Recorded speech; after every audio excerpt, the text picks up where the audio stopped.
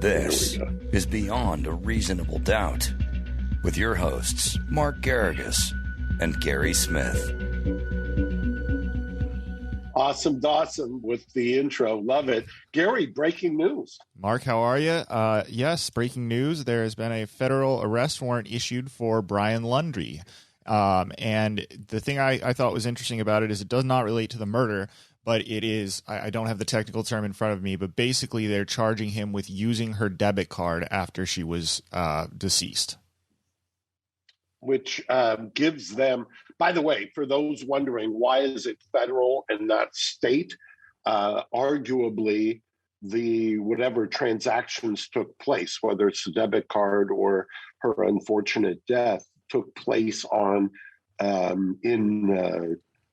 federal parks or on federal land, and therefore the feds have authority, even though they, I think specifically in this one, on at least two occasions, maybe more, there were locals that were brought in or part of the task force, if you will. But this is and will be a federal prosecution. Does it indicate? Tell me what the warrant says. Do you know? Does it have a date on when the debit card was used? Because that would be interesting. Yes, it does. It was before she had been reported missing. It was in late August. I'm trying to find the exact details right here, but yeah, it was in late August, which I think plays into it. Now, I was wondering from your point of view, does it indicate anything to you at all that they are starting with these charges and not yet charging him with anything, any violent crimes? Yeah, I think number one, it indicates they don't have, and I'm surprised by this to some degree, they probably don't have the toxicology back yet.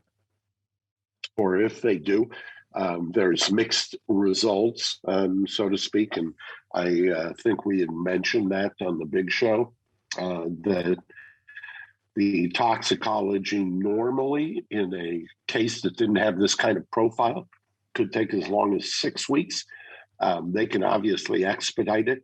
When you have the feds involved, their FBI lab could turn this around in 72 hours in no time.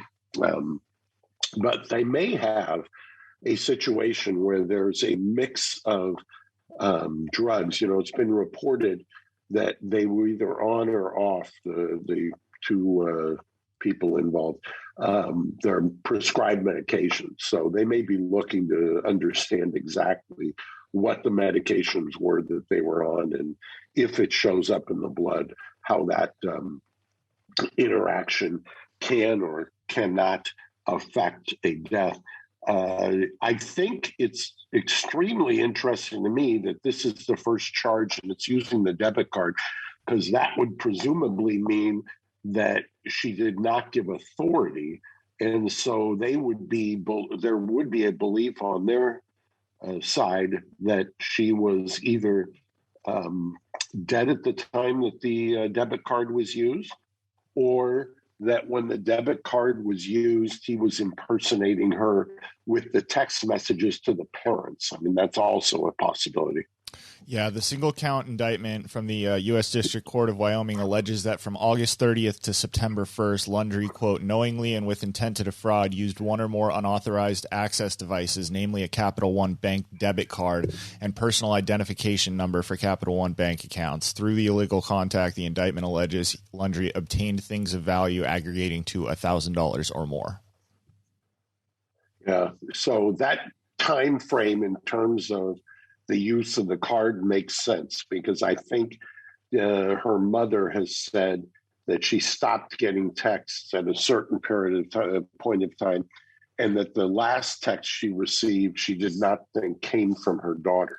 Right. Which is, by the way, I don't know if that's necessarily an admissible piece of evidence, but it's a clue that they can use, at least at this point. They're not looking at admissibility. They're looking at trying to piece this together. I would think that they would be able to tell what cell tower that came from in relation to, but we'll see if that even comes to matter. Yeah, I believe, if memory serves, that the mother last believed the text messages early in the early August August 24th, and then later in that week, she got another message around the 27th that she was suspect of, and then he returned back home, early September. Yeah, and by the way, mentioning the cell phone towers, it would surprise me if they already haven't received the cell phone tower information for her phone, because that would provide them, especially in a place like a national park, with some pretty good evidence. Normally, you can challenge the cell phone tower information. For instance, if it pings from one to another, that does not necessarily mean that the phone itself or the device is moving. It could mean that there is so much traffic that the traffic shifts it from one tower to another. But in a more desolate area, you would not expect that to be happening. And so you would expect that the cell phone tower information, at least generally speaking, would be in an area that you could define. Yeah, absolutely. You have a working theory so far, Gary, as to what happened? It seems like these two, it just based on some of the body cam and the reports from people who saw them in the days leading up to it, it seems like their relationship might have been a little volatile. The guy admitted himself on the body cam footage that he, locked his girlfriend out of the car and would not let her in until she calmed down. It just seems like two young people who were in a volatile relationship that, unfortunately, well, I'm not sure we'll ever know who was the instigator, but it led to a physical confrontation. And now we've got this guy, I don't know. He's running around a swamp. That seems like a good place to, if you're not trying to off yourself, just die of natural causes or predators or whatever. So I don't know where it's going, but it sure seems like something that just got a little bit out of control in a relationship that was kind of rife with conflict. And still people speculating that the parents have some kind of liability here. I personally don't see how you get away from that. I mean, the parents,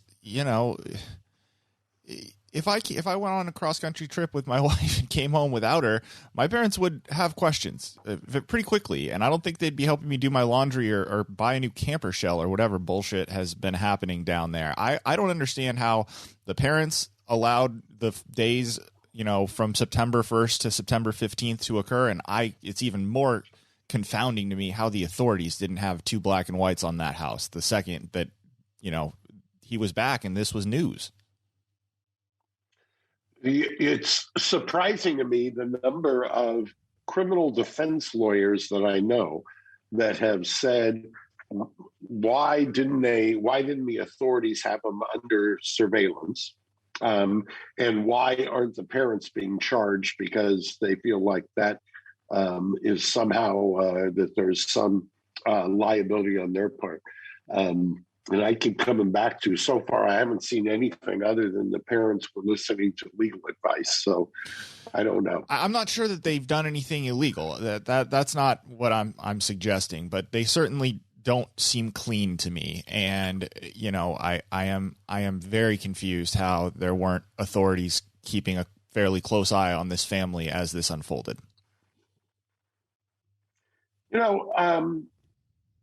To the authorities' defense, mm-hmm. They were looking at the time for most of this period for her.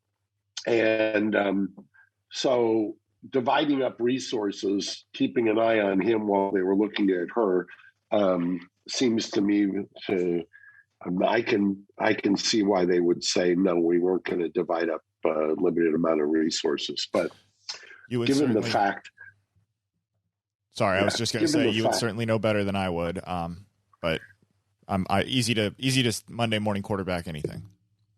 Yeah, exactly. And by the way, I obviously there were people outside of the house and media outside of the house. So to some degree, sometimes I think there's a tendency on law enforcement's part to assume that the media is going to do their job for them to some degree.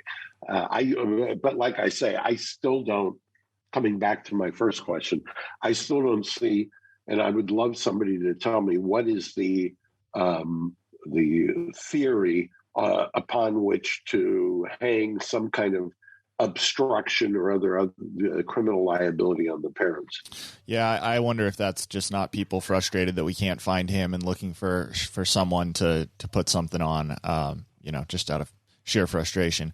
You want to touch on the Evander Kane updates real quick before we go? Please do, and then I'll you give the updates and I'll weigh in. And sure, I'll just maybe give the. We have. Maybe we'll get Jimmy Neutron on later this week. Exactly. Give us a real rundown. But the broad strokes, as I understand them, is the NHL came out and released a lengthy statement, basically stating unequivocally that they investigated him for the allegations of betting on hockey and specifically betting on his own games and throwing shark games. And they came out and basically said, under no circumstances do we believe this. In fact, the information that we found is to the contrary. These claims are dubious and not to be trusted. They noted that his wife, who made the allegations, refused to participate in their investigation. And then at the end of the statement, they basically just said, but we've become aware of other allegations against Mr. Kane, and our investigation into those will continue. Those allegations will continue, but the betting allegations are behind us as far as we're concerned. And the new And by the way, which is a good reminder that just because somebody makes an allegation does not mean that it's true.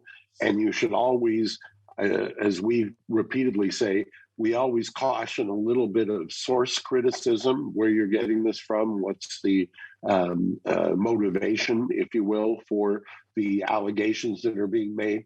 It didn't make a whole lot of sense to me, at least. I don't know if Dan, a.k.a. Jimmy Neutron, would disagree, but I was always a little hesitant to buy into this because it seemed that the motivations were had an axe to grind, so to speak. Well, the allegations that they referred to at the very end of that statement about the betting scandal are being made by the same person. His wife has now filed new allegations of domestic violence against him, including sexual assault, and she claims he used to commonly use the phrase, "you cannot rape your wife." He's going to be in it for several years. I feel like this woman is just not going to go away until she has taken every shot she can. I'm not saying that her allegations are false. I'm just saying, so far he's been cleared by a giant corporation that had, a very severe financial interest in looking into this. You can't have players betting on games or throwing games. That just can't be. I don't disagree. Although betting on your own team that you're going to win, I've always thought, if you're going to analyze it, that's exactly. Boxers can bet on themselves to win, right? So what's the difference? Yeah, I mean, if you got the confidence, I'm sure there's a argument to be made that any betting whatsoever is bad. But if you're going to bet on yourself to win, that's better. That's the extreme self-confidence. Absolutely. Before we go, I got to let everyone know that this podcast is sponsored by BetterHelp. Is something interfering with your happiness or preventing you from achieving goals? I mean, in the last 18 months, I don't think anyone can say no to that question. BetterHelp will assess your needs and match you to a licensed professional therapist. Start communicating in under 48 hours. It's easy and free to change counselors if needed. It's not a crisis line or self-help. It's professional counseling done securely online. It's easy. You can do it from your phone or your computer. Super simple. Log in anytime and send a message to your counselor. You'll get timely and thoughtful responses. Plus, you can schedule weekly video or phone sessions. No uncomfortable waiting room. BetterHelp wants you to start living a happier life today. Visit BetterHelp.com/reasonabledoubt. That's BetterHelp, and join the over 2 million people who have taken charge of their mental health with the help of an experienced professional. In fact, so many people have been using BetterHelp that they are recruiting additional therapists in all 50 states. Special offer for Reasonable Doubt listeners. Get 10% off your first month at BetterHelp.com/reasonabledoubt. You read that very well. Thank you. I felt like I felt like you were engaged. I appreciate that. Yeah, it's look, they're good people over there at BetterHelp, and online counseling is good stuff. I think it's a great service. Somebody's found a niche that's clearly there's a need for. It's a wonderful evolution that I think people, one of the few good byproducts of COVID is people got very comfortable doing things remotely over video chat, and there's no reason you can't do mental health services that way as well. Yeah, one of the reasons I kept you waiting today was I was doing a discovery conference from halfway around the world with a fine judge in the LA Superior Court, so there's no downside to it. Well, I will not ask what, international villains layer you are staying at, so you can maintain your anonymity. But it was very nice of you to link up with me today, sir, and I look forward to having you back in the States soon. Yeah, I look forward to it as well. Bye, Gary. Bye, Mark. Thanks for listening to Beyond a Reasonable Doubt. Stay tuned for more bonus episodes coming soon.